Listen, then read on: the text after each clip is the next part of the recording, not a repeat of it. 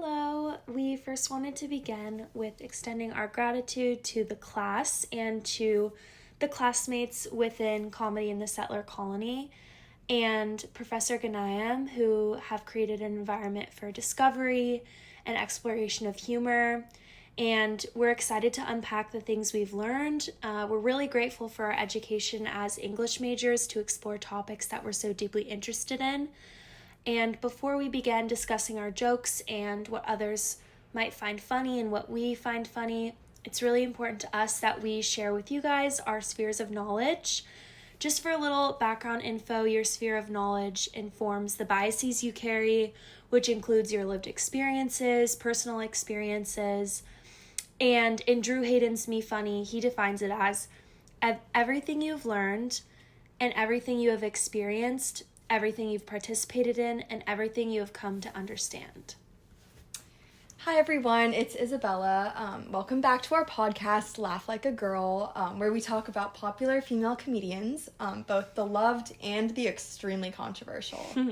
I guess I'll go first and just kind of share a little bit about my sphere of knowledge with you guys, and then Maddie will share hers after.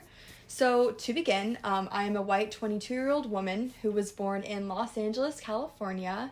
A little bit of background information on my family life. My parents got divorced when I was only 4 years old. So as a result, I've kind of spent a lot of my life being raised by both of my parents separately.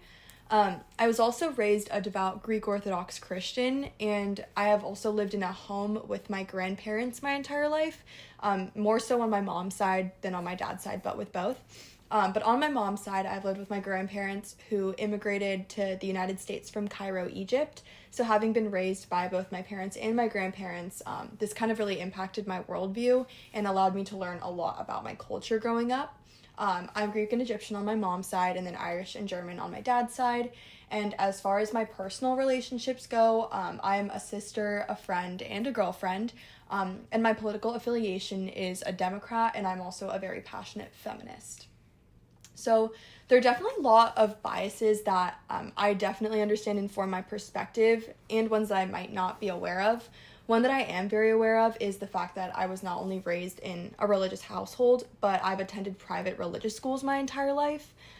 While this is like a privilege, I also do think it's impacted a lot of the ways that I see myself, both positively and negatively, especially as a woman.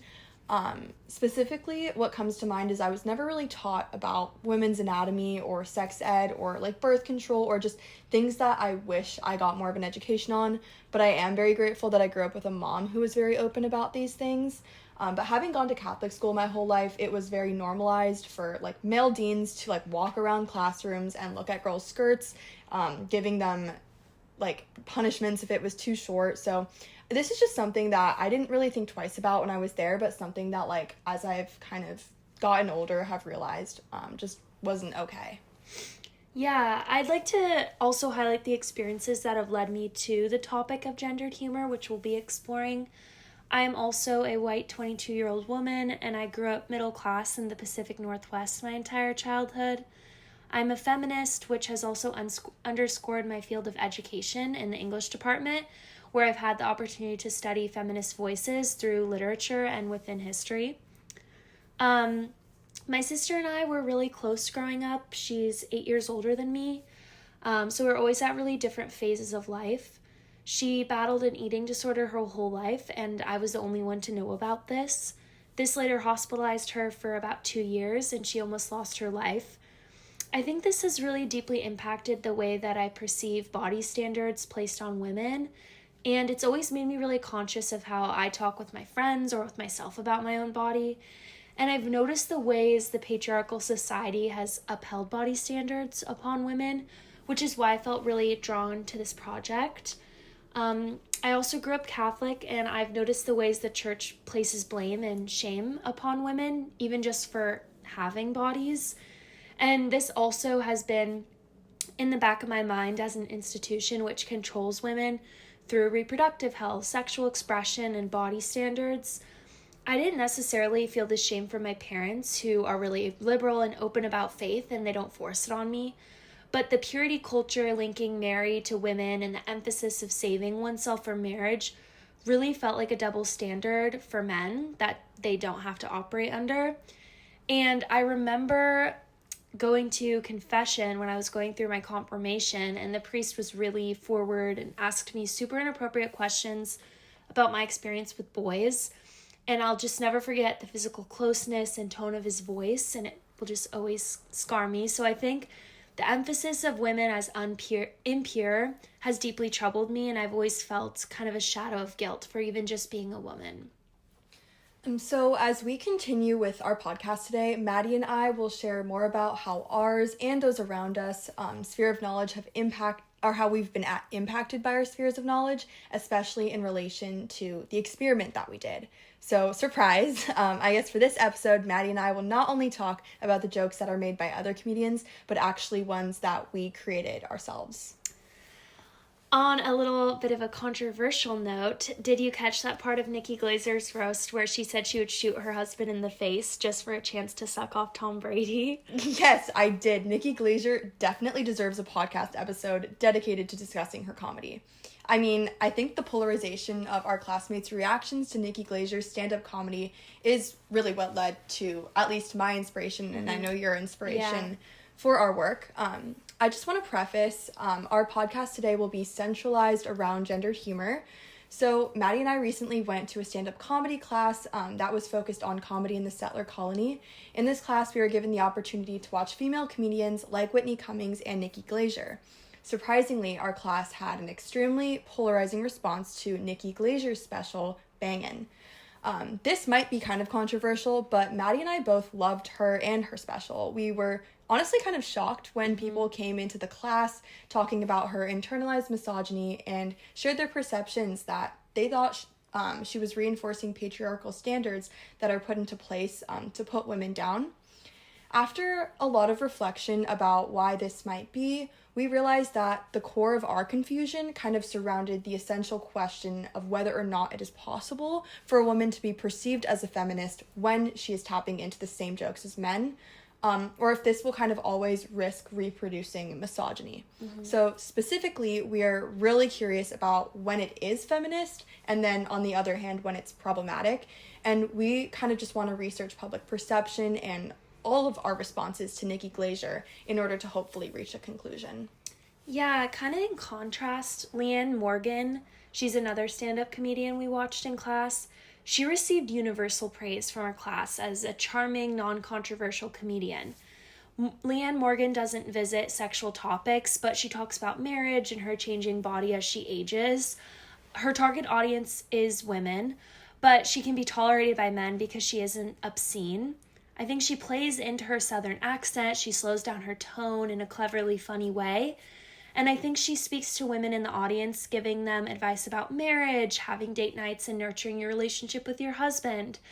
She sticks to these heteronormative experiences, but she remains relatable for many women in the audience. Her idea of intimacy is wanting to talk, and her husband's is something nasty, but it's the way that God made him. So she kind of excuses her husband's behaviors and just throws them under the rug, but does so in a really cleverly funny way. I think by playing into these heteronormative experiences, I would argue that she actually reinforces the gender binaries that result from settler colonialism. For instance, in this article called Theorizing Gender, Sexuality, and Settler Colonialism, Scott Morgenson reveals, indigenization establishes settler epistemology as a social norm. A ready example of this process is the European establishment of Western heteropatriarchal and binary sex/gender systems in settler colonies as a condition of their religious, economic, and political life. So Leanne Morgan is a white Southern woman who upheld the stereotypes throughout humor of her economic, religious, and political lives. She doesn't make them obscene or explicit jokes about women, but she makes jokes that reflect her heteronormative experiences. Even though she received really positive feedback, including our own, her humor doesn't address gender inequality in any way. So therefore, she's not really progressing women's stand-up comedy. This demonstrates settler colonialism because she upholds standards of what, quote, pleasant, innocent women should talk about. Yeah, definitely. And she reflects the expectations that derive from settler colonialism, and they're kept in place by women like her. Again, like I said, this isn't to say that we don't find her pleasant, charming, or funny. We actually really liked her, and we're reflecting on why this might be, especially because she's so different from Nikki Glaser, but we both liked them. It's interesting that we were able to appreciate both their humor, yet many other people couldn't. We think that this is largely because she fits into the mold of how American women should act rather than pushing boundaries like Glaser. She doesn't decolonize humor like Nikki, but she succumbs to it. So the two bigger questions we're asking and how this all connects: is there a double standard when making sex jokes for female comedians? And more specifically, do women have a responsibility as comedians to combat misogyny? This question, like we said earlier, was inspired by the polarized reactions in gendered comedy to Nikki Glaser. We saw such stark differences in comedians like Leanne Morgan versus Nikki, and many of the women in our class were so bothered by Nikki's sexual subjects and felt like they were subjecting women. We noticed that men and women's stand-up routines differ in how women are held to a certain expectation over men with sexual topics. Either they have to visit sexual topics, or they are limiting themselves and subjecting women by only talking about sex. So if gender norms have to be centralized for female comedy, does that ruin their stand-up? And then, Maddie said it really well, but just after a lot of research and careful consideration, and just like thinking about all of our different perspectives surrounding these essential questions, we finally have kind of reached a central argument, or kind of a conclusion that we've come to, but something that we still want to look at through the different research we've done. So throughout this podcast, we will be arguing that the standards imposed upon women through gender expectations that stem from a patriarchal society result in female comedians being held to a different standard when joking about sex than their male counterparts. Consequently, female comedians who make obscene or explicit jokes, like Nikki Glaser, are likely to face polarizing responses to their stand-up routine. Mm-hmm. We have noticed that female comedians will either uphold the imposed gender expectations, such as Leanne Morgan, by proceeding with caution if they do or don't make sexual jokes, or they'll challenge these norms by participating in the same behavior, but they'll risk getting perceived as a misogynist. So when analyzing the different jokes made by comedians that exemplify our argument, we will really be focusing on the connection that they have to the settler colony. Specifically, we're examining the connections between the patriarchy, misogyny, and settler colonialism within American culture. Our research has given us a lot of insight into the power dynamics that are created through a patriarchy, and we look forward to sharing these perspectives with you all today. I think a lot of our research is underscored by Freud's The Joke and its relation to the unconscious. We read this article at the very beginning of our comedy course, and Freud centralizes jokes to society and their relationship to how people interact and what they laugh at. A big part of this is him breaking jokes into two categories: tendinacious jokes, or offensive jokes, and innocuous jokes, which are less harmful. He categorizes jokes as a source of pleasure, and obscene jokes are meant to strip someone naked. So within this category are what he calls body jokes, which are meant to either arouse or embarrass someone. And these jokes, he points out, are traditionally told by men, which I don't think is a surprise. And they're told to women as hidden aggression or a seduction attempt. As Freud points out, these sexual jokes advanced towards women are just innately a part of male humor, and they feel natural. But when women take on this male sport, it feels really unnatural, at least to some. And I think we could see that in the reactions to Nikki Glaser. Mm-hmm. This double standard that Freud points out is such a burden that contemporary female stand-up comedians have to carry on stage with them. We looked more into this in a documentary watched in class called Hysterical, where female comedians came forward saying they had to, quote, convince people that they had something important to say, and that the most, quote, ladylike thing is to shut your fucking mouth. Women comics saying that they feel like they have nothing to say when they go on stage and they're silenced. The barriers within comedy involve a double standard that we've noticed are imposed upon women before they even get on stage. Women operate a really different world of comedy versus the world of men. They even feel unsafe when they're going on tour. Men are often celebrated and recognized, while women are ridiculed, abused, and told to just put a smile on their face. This documentary also pointed out that men get to do things first, unquestioned, and women aren't allowed to express themselves, and they have to break barriers.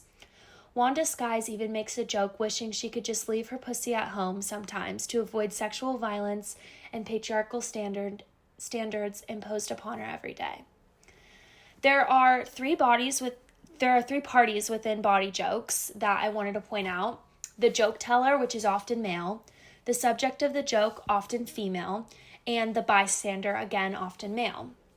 A notoriously misogynistic 90s stand-up comedian I looked into for this project is Andrew Dice Clay, and he often used women as the subject of his jokes, intending to get the male audience members in on it. He uses like these little rhymes combined with dirty jokes punching down on women really explicitly. He's known for repeating these jokes and coining them as his classic jokes, and then his audience members would recite them at the start of his shows. So one of the jokes which inspired our jokes goes as follows. Mary, Mary, quite contrary, trim that pussy, it's so damn hairy. Even today, comments on TikTok and the internet praise Clay for being, quote, ahead of his time and, quote, goated. It's clear that these patriarchal body standards upon women still prevail today. So before we get into the reactions of random people that we told our jokes to, we kind of just wanted to analyze the reaction of our class, specifically by looking at it through the lens of Bobby Wilson. So in Marianne Congerslev's article, Good Comedy Can Upset People, she interviews Bobby Wilson, who shares his stories about life as an Indigenous artist. As an Indigenous comedian, he explains that Indian people are willing to go far and play into stereotypes in order to, quote, make a statement about misappropriation and stereotypes. Comedy within the settler colony enables comedians to spread awareness about how our society is still reinforcing harmful stereotypes and harmful language in general that is perpetuating colonialism. Bobby Wilson highlights how comedians really are capable of exposing this by using stereotypes in their humor to encourage their audience to self-reflect on it. While he admits that he might be playing into the stereotypes, the way he does so kind of highlights his ability, or the ability for comedians in general, to encourage people to change their biases by thinking about why they might be harmful. Mm-hmm. So Bobby Wilson kind of further explains, quote, what upsets people most is comedy that speaks truth in between the lines. A lot of the best stuff points out all of the stupid shit. This kind of directly connects to the class's polarizing responses to Nikki Glaser.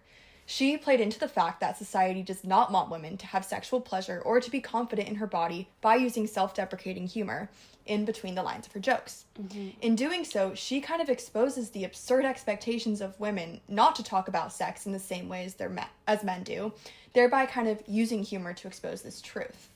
Comedy in the settler colony as a concept kind of reveals that there are so many biases within society that people today still are just ignoring or not acknowledging at all.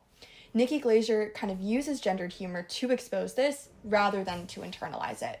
So, for example, when Nikki Glaser makes fun of her vagina by calling it or referring to it as an unpacked suitcase, and then directly after goes into sex positivity by talking about blowjobs, the juxtaposition of insecurity and confidence kind of parallels the unfair societal expectations of women to be sexual objects, yet shaming their bodies at the same time. So, I kind of just wanted to start by comparing Nikki Glaser to another female comedian that we recently watched. This comedian's name is Hannah Berner. She's a little bit older than us, and we watched her special called We Ride at Dawn. Even the title of the show kind of reflects a major theme that we noticed throughout her special. So she kind of differs a lot from Nikki Glaser in a sense that she doesn't use self-deprecating humor to point out the absurdities of societal expectations for women. Instead, she kind of frames her comedy in a way that is extremely relatable for all women. So a lot of her jokes kind of make fun of men for like not being able to please women in the bedroom. For example, she makes a joke about like the clit conspiracy. She also kind of exemplifies the concept of sex positivity in a completely different way as well. For example, like she says that there needs to be realistic sex in movies because it currently seems like it's all written by men who have never had sex. She just also makes a lot of jokes about vibrators or other sex toys pleasing women more than men. Mm-hmm. So as you can kind of see, like in general, her jokes are like highlighting body positivity for women, but solely by punching up at men kind of together with all women, rather than like punching down on herself to make a statement about what society is saying about women. Mm-hmm. Personally, I don't think this is as effective or as Nikki Glaser, but I did like her humor. I just kind of think it's the safer route and it's less likely to receive criticism, but I think that kind of says a lot about society and what they like are willing to criticize. Moving into a joke that did receive a lot of criticism, especially by some of the people in our class. I just thought this was interesting little tangent. So Nikki Glaser's special roasting Tom Brady also received, obviously, polarizing reactions from the class. I specifically remember talking to Evan, who watched the special with his girlfriend, and he quickly turned it off, and they both found it unfunny, he said. In a podcast with Howard Stern, Nikki talks about some of the jokes she left out of the Tom Brady roast, including an opener that goes as follows. Thank you all for being here tonight and taking some time away from cheating on your wives. It's not their fault, it's their wives' fault for aging naturally. Jokes like these prove Nikki plays into the patriarchal standards placed upon women around aging, changing bodies, etc., but I think this roast also allows Nikki to be sexual and speak to her desires / women's pleasures in a funny way. So one of the sexual jokes she makes was that she would shoot her boyfriend in the fucking face for a lottery ticket to suck Tom Brady's dick.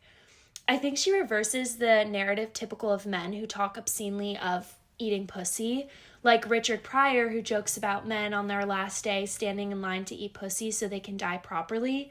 This obscene body joke that Freud talks about, often taken on by men to advance towards women, is reverse, and I think it's done really tactfully. I completely agree. Moving into our jokes, we're going to share with you guys today 2 jokes that we made up, one of them based on a real experience and one of them not so. So the first joke is punching down in a self-deprecating way. We were very inspired by Nikki Glaser, especially like the shame that she said that she kind of feels about her vagina. So our joke is as follows. My roommate won't stop talking about her nose job. My roommate won't stop talking about her nose job she has scheduled at the end of December. Every time we do something, she'll go, "This is my last time I'm going to take photos with my own nose." Every morning I wake up with 5 more days until my surgery, or whatever. I honestly didn't really think I would get roped into her nose job, but then I received a text from her the other day. The text read, "Hi, I have super exciting news. My surgeon is offering a 2-for-1 right now, and it made me think of you. He's offering a complimentary boob job along with my nose job, and I thought you could use one. Nothing like women to pull on an insecurity of you that you honestly didn't have before." So this was the first joke that we decided to tell people. The first person that I told this joke to was my roommate named Brooke, whose reaction was kind of insane. I want to preface that, like, I didn't tell her this was a joke, so that may have been my fault. But anyways, immediately after I said the joke, she looks at me in the eyes and goes, "Oh my gosh, like, if Maddie doesn't want it, can I text Lily and ask if I can take her place and get my boobs done?" So that was her reaction, which was just crazy because when Maddie and I first kind of wrote this joke and were talking about it, we both were kind of talking about how offended she was, but also how offended I would be if this was, like, said to me. So I guess I was just kind of curious, and so was Maddie, if this is a common reaction, like if we were the only ones that would be offended or if more girls would want it. So when we wanted to experiment this joke on strangers outside of our sphere of knowledge, we knew that we would want to tell it to girls who kind of seemed like they were our age. So when we were at a coffee shop the other day, we told these 2 girls this joke. They honestly seemed really confused that it was a real thing, and also told us that they would be very upset if one of their friends said it to them. So that was kind of reassuring because they had a similar reaction to us. So I guess that was just, my roommate Brooke was different. Something interesting to note about those 2 girls, too, is they go to Point Loma, and they were Christians. So, I don't know, that's just an interesting sphere of knowledge to highlight for them. Definitely. We also told a random guy because we just kind of wanted to contrast the 2. And after telling him this joke, his reaction was kind of like, "Wow, that's crazy," and, like, nervous laughing, which was interesting because, like, it almost seemed like he was more shocked that, like, she was willing to say it to me rather than the fact that this was even something that was brought up in the first place. So I think that, I don't know, just kind of made me reflect a lot about just, it almost made me seem like he didn't think he should be laughing. I don't know. But anyways, misogyny about women's breasts is something that is reinforced in comedy a lot, specifically by male comedians. This was even seen in Martin Lawrence's special that we watched in class. He made a joke about how women cannot just have a nipple. So society and men kind of do reinforce these expectations for women and their bodies. But what's also really interesting is that women will get shamed when they do things like get a boob job, for instance, and try to uphold these expectations. I know, it's like you lose or you lose. And I think I got a really interesting reaction from my boyfriend's mom about this same boob job joke.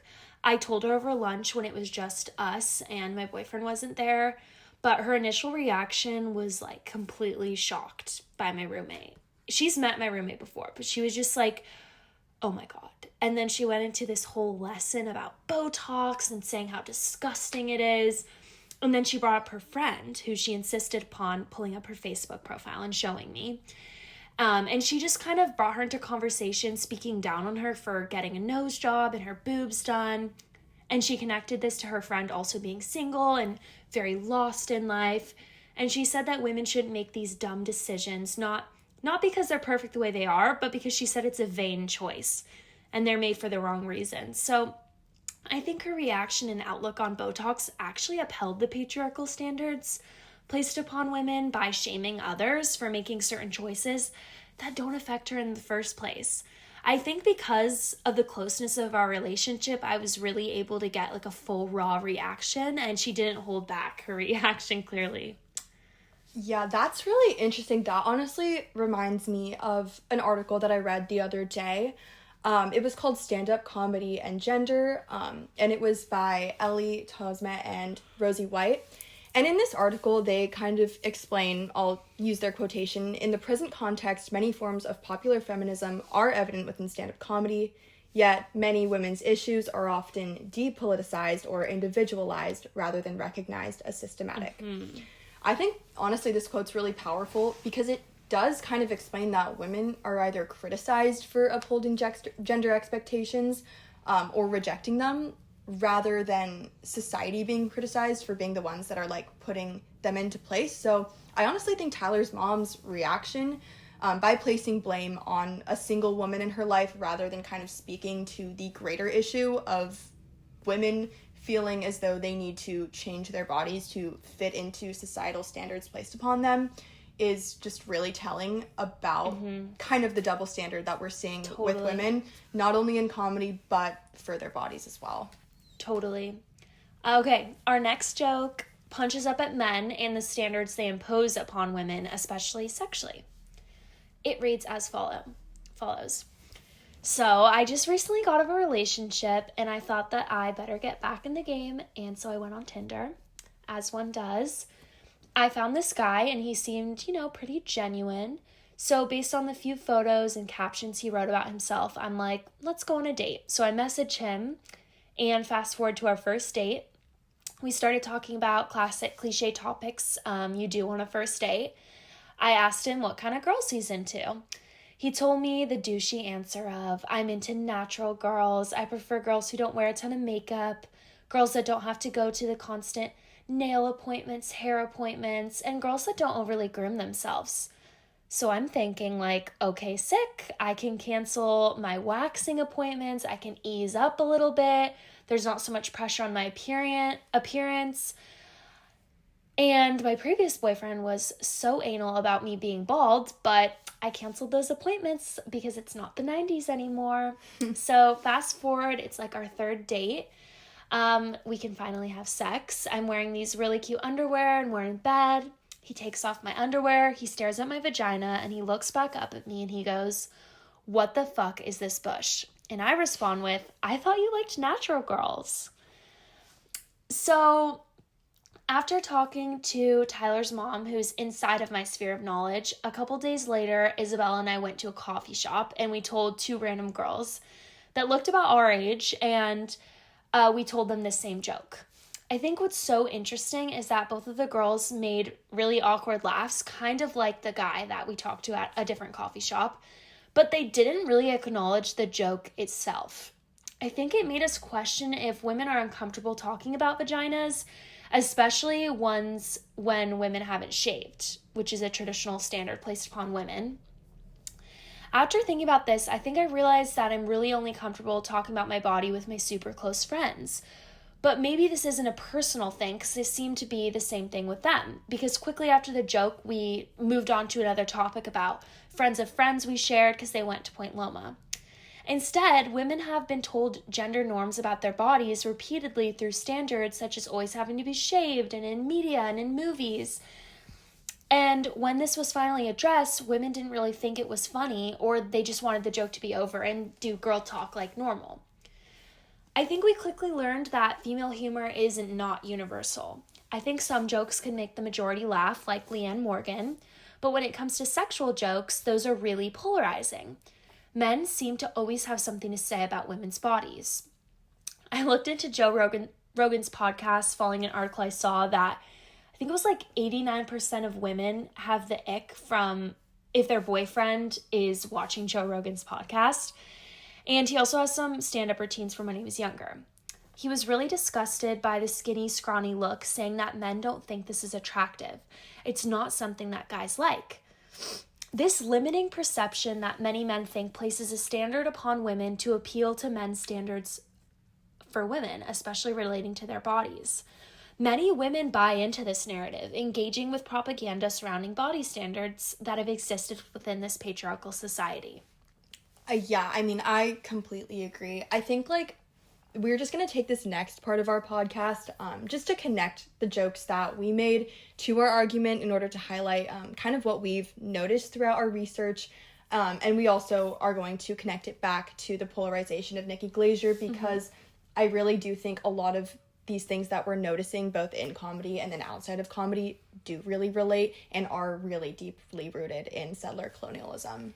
And I think a lot of the times women don't know that they are perpetuating these standards. Yeah, definitely. So I think we found at the bottom line that there is always a double standard for women in comedy and for women in general. I think we found various reactions and how women responded to our jokes really telling. Isabella's roommate celebrated the boob job and she didn't find it offensive, whereas Tyler's mom was appalled by it and found my roommate to be extremely vain for even wanting a nose job in the first place.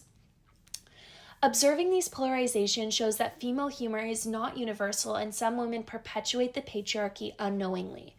I think this clearly makes sense of why some women are so bothered by Nikki Glaser.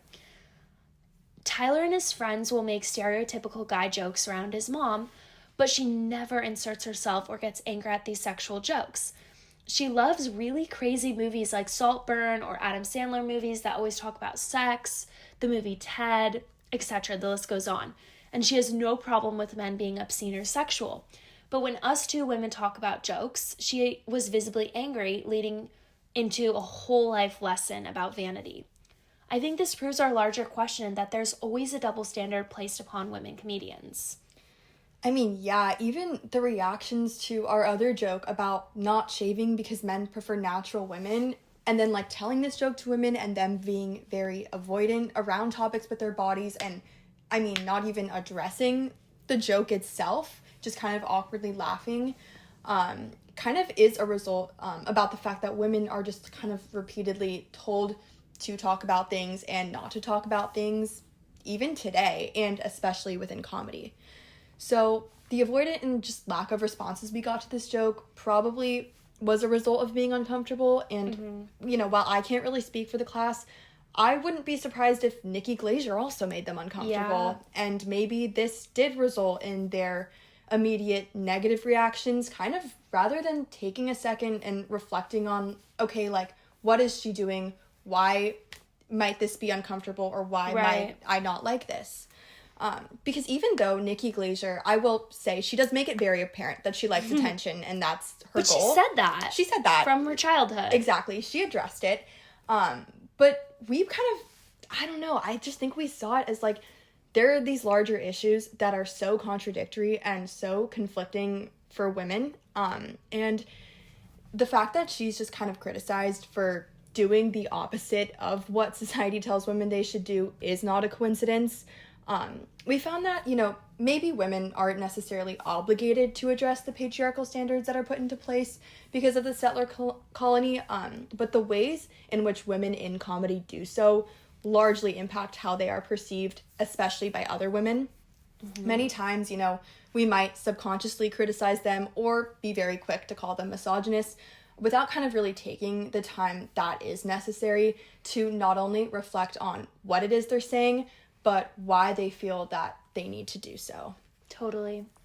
Well, thank you guys so much for tuning into our podcast today. I hope you guys were able to gain a new perspective on how to think about gendered comedy, especially as it relates to the settler colony. Thank you. Thank you.